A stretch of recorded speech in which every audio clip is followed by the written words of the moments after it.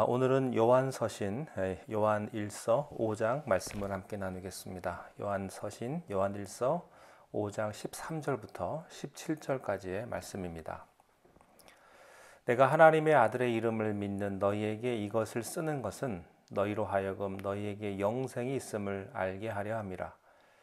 그를 향하여 우리가 가진 바 담대함이 이것이니 그의 뜻대로 무엇을 구하면 들으심이라. 우리가 무엇이든지 구하는 바를 들으시는 줄을 안즉 우리가 그에게 구한 그것을 얻은 줄을 또한 아느니라. 누구든지 형제가 사망에 이르지 아니하는 죄 범하는 것을 보거든 구하라. 그리하면 사망에 이르지 아니하는 범죄자들을 위하여 그에게 생명을 주시리라.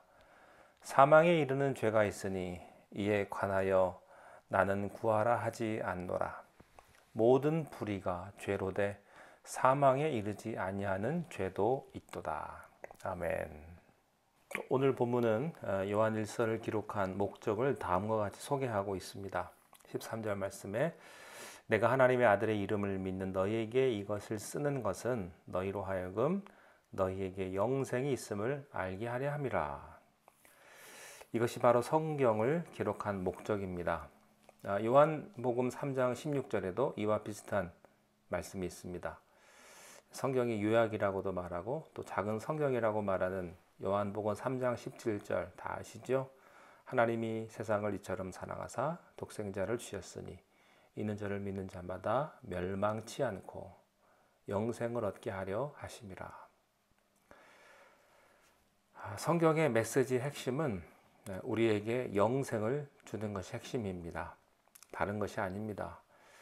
예수 그리스도로 말미암아 우리로 멸망치 않고 영생을 얻게 하는 것이 성경의 중심 사상입니다.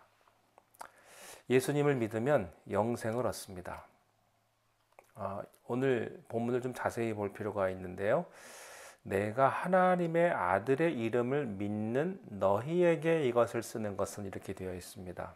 그러니까 확인시켜 주기 위해서 썼다고 말씀합니다.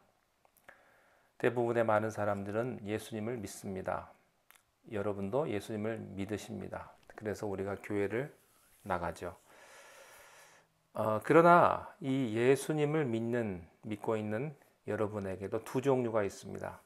영생이 있음을 확인하고 사는 사람과 영생이 있음을 확인하지 못하고 사는 사람이 있습니다.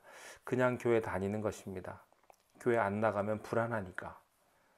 혹시 교회 안 나오면 벼락 맞을지 모르니까, 교통사고 날지 모르니까, 또 사업이 잘 안 될지 모르니까, 또 재수가 나쁠지 모르니까. 그래서 교회에 오는 분이 혹시 있을지 모르겠습니다. 습관 따라 교회에 오는 분이 있을지 모르겠습니다. 집안 대대로 그리스도인이기에 교회에 오는 분이 있을지도 모르겠습니다. 교회에 오면 안 가는 것보다 좋으니까 사람들 만나서 좋고 또 먹을 것 있어서 좋고 또 일할 것이 있어서 교회에 오는 사람이 있을지 모르겠습니다. 그분들은 교회는 오지만 자기 안에 영생이 있음을 알지 못하는 사람입니다. 이 사람은 불행한 사람입니다. 내가 너희에게 이것을 쓰는 것은 너희에게 영생이 있음을 알게 하려 함이라. 여러분 안에 영생이 있습니까? 그렇습니다. 우리 안에 영생이 있습니다. 여러분이 생명이 있으면 어떤 일이 생깁니까? 생명이 있으면 죽음이 없어집니다. 죄가 없어집니다. 또 마귀가 사라집니다. 그런데 놀라운 사실은 예수 믿는 사람도 안 믿는 사람처럼 걱정하고 절망하고 병들고 죽음의 그림자 앞에서 방황하는 이유는 무엇입니까? 왜 우리는 예수 안 믿는 사람들처럼 그렇게 세상 사람처럼 살까요? 영생이 있지만 영생이 있는 것을 확인하지 않았기 때문입니다. 그래서 오늘 성경은 영생이 있지만 너희들이 그것을 있는 줄 모르고 그것을 숨기고 있기 때문에 능력이 없는 것이다. 여러분, 우리들에게 있어서 가장 큰 적은 두려움입니다. 영생이 있음을 확인해 보십시오. 그것을 내놓으십시오. 우리가 설교를 들을 때마다 구원에 관한 이야기를 듣습니다. 그러면 이렇게 생각할지도 모르겠습니다. 누가 모릅니까? 뭘 그런 걸 다 알죠? 아는 것 같은데 몰라서 그렇습니다. 여러분이 교회는 오래 다니고 경험은 많은데, 그리고 들은 얘기는 많은데, 막상 만나서 얘기를 해보면요, 너무나 엉뚱한 소리를 많이 한다는 사실입니다. 너무나 모릅니다. 우리는 다시 배워야 합니다. 기초부터 다시 배워야 합니다. 구원의 확신부터 다시 다져야 합니다. 이것이 분명하지 않기 때문에 마치 뿌리 없는 나무와 같이, 기초가 없는 건물과 같이 겉은 멋있어 보이고 화려해 보여도 능력이 없고, 어느 날 어느 순간에 위기가 오고 폭풍이 오면 쉽게 무너져 버리는 이유가 거기에 있는 것입니다. 여러분, 영생이 있으면 요한일서의 말씀처럼 죄를 안 지을 수 있습니다. 영생이 있으면 우리는 더 이상 마귀의 종노릇 하지 않습니다. 영생이 있는 사람은 질병과 죽음에서 자유합니다. 우리들은 사랑할 능력이 있는 사람들입니다. 그런데 그 능력을 쓰지 않는 거죠. 여러분은 미운 사람, 원수를 사랑할 능력이 여러분 안에 있습니다. 또 죄와 싸워 이길 능력이 여러분에게 있습니다. 유감스럽게도 그걸 사용하지 않았을 뿐입니다. 하나님은 위대하십니다. 하나님은 무한하십니다. 이 무한하시고 위대하신 하나님의 생명을 여러분에게 주셨습니다. 생명이 있는 곳에 사랑이 있습니다. 요한일서에 하나님은 사랑이시라고 말씀했습니다. 여러분은 사랑할 수 있습니다. 또 요한일서에 하나님은 빛이시라고 말씀했습니다. 어두움이 조금도 없다고 말씀하셨습니다. 예수 그리스도 안에 있는 이 생명을 깨닫는 순간에 그리스도인은 능력의 사람으로 변합니다. 우리가 모여 드리는 예배란 무엇입니까? 하나님의 생명의 임재를 의미합니다. 혹시 감전되신 적이 있으십니까? 몸서리치는 것을 경험하게 되는 것이죠. 예수님을 믿는다는 것은요, 이런 전류를 경험하는 것과 같습니다. 하나님의 생명을 만지는 것은요, 덤덤할 수가 없습니다. 여러분, 우리가 하나님 앞에 서는데 어떻게 우리가 졸 수가 있고 덤덤할 수가 있겠습니까? 만약에 느낄 수 없다면 그것은 하나님의 생명이 아닐 것입니다. 여러분, 이것이 하나님의 생명입니다. 오늘 하나님의 생명이 여러분에게 흘러 넘치기를 깨닫기를 바랍니다. 하나님의 생명을 여러분이 느낄 수 있기를 바랍니다. 자, 그러면 이 하나님의 생명을 소유한 사람은 어떤 믿음을 갖게 되는가? 14절에 그를 향하여 우리가 가진 바 담대함이 이것이니 그의 뜻대로 무엇을 구하면 들으심이라. 15절 우리가 무엇이든지 구하는 바를 들으시는 줄을 안즉 우리가 그에게 구한 그것을 얻은 줄을 또한 안다 그랬습니다. 예수님의 생명을 확인한 사람은 어떤 믿음을 갖는가? 이 사람은 기도하는 믿음을 갖습니다. 하나님께 기도할 수 있는 것은 특권입니다. 여러분, 아무나 기도하지 않습니다. 영생을 소유하는 자만이 기도할 수 있습니다. 하나님 생명이시기 때문에, 그 생명이 아들 예수 그리스도에게 있기 때문에 하나님의 생명과 내 생명이 만나게 되는 것이 바로 기도예요. 그게 기도입니다. 여러분, 이 성경이요, 예수님 모르는 사람에게는 닫혀진 책입니다. 그 사람이 이 책을 읽으면 수면제 받게 되지 않습니다. 그러나 하나님의 생명을 아는 사람이 이 책을 읽었을 때는 이것은 열린 책이 되는 것이죠. 그리고 이 책에 빨려 들어가게 됩니다. 왜냐하면 이 책은 영원한 생명이기 때문입니다. 그게 성경책입니다. 여러분, 기도는 아무나 하지 못해요.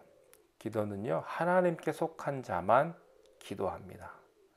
하나님의 생명이 있는 자만이 기도합니다. 예. 그렇지 않으면 그게 뭐냐면요, 불교에서 연불입니다. 연불. 또 주문과 같은 거죠. 연불하고 주문하는 것을 기도로 착각하는 사람이 참 많습니다. 교인 가운데 그냥 중얼중얼하고. 여러분, 기도하고 누가 제일 안 믿는 줄 아십니까? 자기가 제일 안 믿어요. 주실 줄 믿습니다. 그러고 안 믿어요. 이 다 연불 같은 겁니다. 진짜 하고 있지 않는 것입니다. 진짜 기도는요, 생명입니다.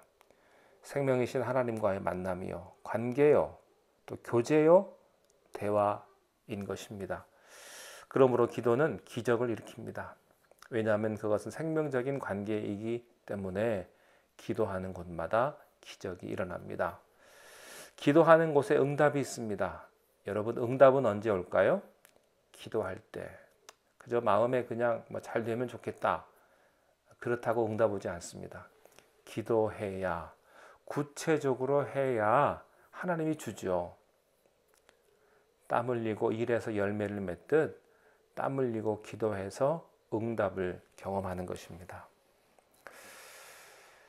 오늘 성경에 그리스도인의 기도의 본질을 보여주고 있어요.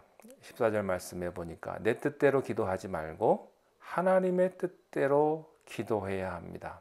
그게 기도입니다. 그의 뜻대로 무엇을 구하면 들으심이라.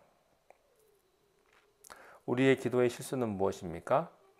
나의 뜻을 하나님께 통보하는 것입니다. 내 생각을 하나님께 강요하는 것을 기도라고 착각합니다. 자기의 요구를 일방적으로 구하는 것입니다. 그러고서는 들어주십시오. 내 뜻을 이루어 주옵소서. 그건 기도가 아니죠. 그것은 무당식 기도입니다. 참 기도는 무엇입니까? 하나님의 뜻을 깨닫게 해 주옵소서. 그게 기도입니다. 우리는 죄인입니다. 우리는 어리석습니다. 우리는 욕심이 많고 이기적입니다. 그래서 하나님을 자기 편리한 대로 사용하려고 합니다. 그것은 기도가 아닙니다. 하나님, 우리 교회를 좀 부흥시켜 주옵소서. 사람들은 그렇게 기도합니다. 사람도 많이 차고 헌금도 많이 나오게 해주십시오. 하나님의 생각은 그게 아니죠. 하나님의 뜻은요, 너희가 회개하라, 그것입니다. 우리는 수 채워달라고 기도하고 하나님은 우리에게 한 요구는 그게 아닙니다. 너 회개하라. 그렇게 지저분하게 살지 말아라. 그게 중요한 게 아니다. 그런 것입니다. 그런데 우리는 뭘 계속 자꾸 우깁니까? 성장, 부흥, 그런 거죠. 하나님은 우리에게 뭘 계속 우깁니까? 회개하라고 하십니다. 이것이 하나님의 생각과 우리의 생각의 차이입니다. 요즘 세상이 많이 어렵습니다. 힘듭니다. 하나님의 능력이 없어서 그렇습니까? 하나님의 권세가 없어서 세상이 어려울까요? 하나님의 요구가 다른 겁니다. 근데 사람들은 딴 기도를 합니다. 자꾸 딴 기도를 해요. 하나님의 요구는 다른 요구인 것입니다. 그러면 믿음이란 무엇인가? 잘못된 생각이란 무엇입니까? 내 뜻과 내 생각을 하나님께 강요하는 것이 아니라 참된 기도란 하나님의 생각은 어떤 것입니까? 하나님의 계획은 어떤 것입니까? 하나님의 뜻은 어떤 것입니까? 이것을 알게 해 주십시오. 이게 기도입니다. 그리고 하나님의 뜻을 알았다면 순종하게 해 주옵소서. 우리는 예수님의 기도를 생각해 보게 됩니다.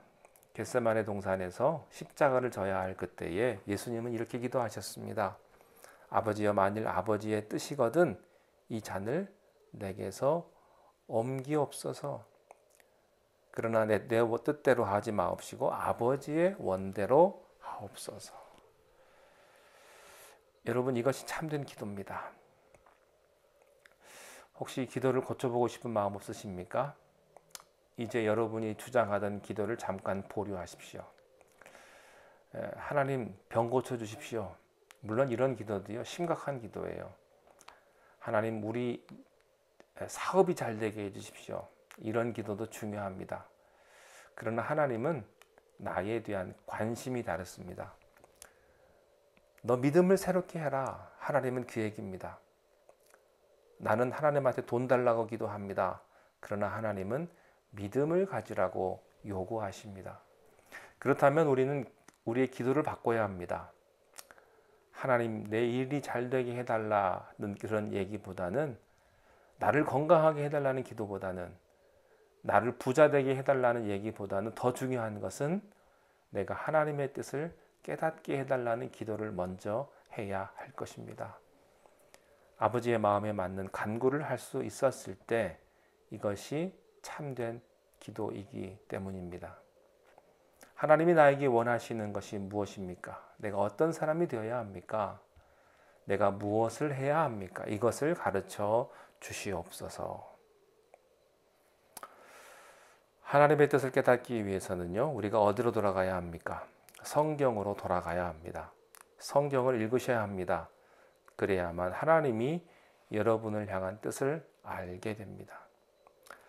자, 그의 뜻대로 무엇을 구하면 들으심이라 이렇게 되어 있습니다. 다 들어주시겠다고 말씀합니다. 하나님의 뜻대로 구하면 너희 기도가 어떤 것이든 다 들어주겠다.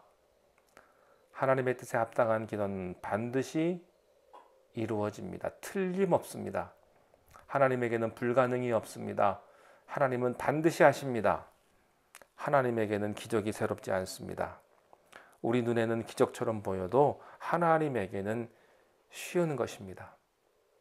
하나님이 어려운 게 있어요. 하나 있습니다. 그게 뭐냐면 자기 아들 예수를 십자가에 못 박혀 죽게 두신 일입니다. 그러나 로마서 8장 32절에 보면 사도 바울이 이렇게 이야기를 합니다. 자기 아들을 아끼지 아니하시고 우리 모든 인간을 위하여 내주신 이가 어찌 그의 아들과 함께 모든 것을 우리에게 주시지 아니하겠느냐. 여러분 믿으십시오. 하나님의 뜻대로 기도하기만 하면 기적이 일어날 것입니다. 반드시 응답됨을 믿으십시오. 문제는 우리가 하나님의 뜻대로 제대로 기도하지 못하고 있기 때문에 문제인 것입니다. 여러분 안에 하나님의 생명이 있음을 믿으십시오. 그리고 기도하십시오. 기도하시되 하나님의 뜻에 따라 기도하십시오. 반드시 이루어 주실 것입니다.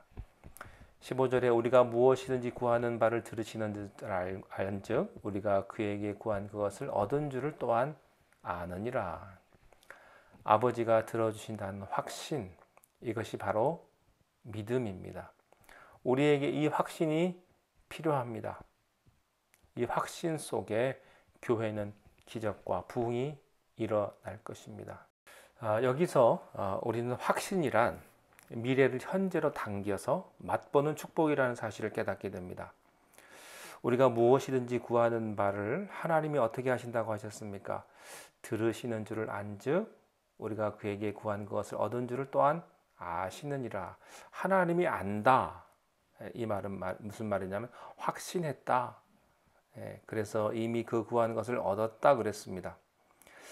이 말씀은 무슨 뜻이냐면 미래의 사건이 믿음의 기도로 말미암아 현재 응답으로 왔다는 것이죠. 이 확신입니다. 그러나 미래의 사건은 아직 오지 않았습니다. 그러나 그 미래의 사건은 내 마음의 확신으로 응답되었다라는 말씀이죠. 여러분 죽으면 부활합니까? 천국 가십니까? 가보셨나요? 안 가봤죠. 그러나 그것을 어떻게 하십니까? 이게 바로 내 확신입니다. 현재의 확신이에요. 이게 믿음입니다. 믿는 사람의 시각과 믿지 않는 사람의 시각은 다릅니다. 지금은 고통스럽습니다. 어렵습니다. 그러나 이게 결론은 아닙니다. 이런 과정을 겪어서 우리는 승리할 것입니다. 믿음이 승리하게 될 것입니다. 이 믿음의 현재를 사는 사람들이 신앙인입니다. 여러분 안에 이 생명이 있음을 확인하십시오. 하나님의 생명이 있음을 확인하시기 바랍니다.